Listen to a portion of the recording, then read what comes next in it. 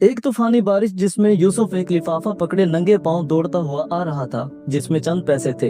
यूसुफ एक गरीब किसान था जिसका मकान कच्चा, कपड़े पुराने और पाँव में जूता तक न था, मगर ये एक ईमानदार और सच्चा इंसान था। एक दिन जमींदार की बेटी शदीद बीमार हो गई, जिसकी दवाई लाने के लिए शहर जाना था। बारिश की वजह से रास्ता बहुत खराब था, जिसकी वजह से कोई जाने को तैयार न था, मगर यूसुफ बोला, मैं जाऊंगा। सब लोग इसे हैरानी से देख रहे थे। फिर यूसुफ बोला, जिंदगी मौत खुदा के हाथ में है।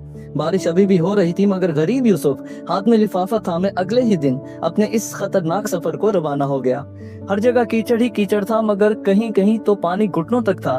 मगर 4 घंटों की तवील जिद्दोजहद के बाद आखिरकार वो शहर जा पहुंचा।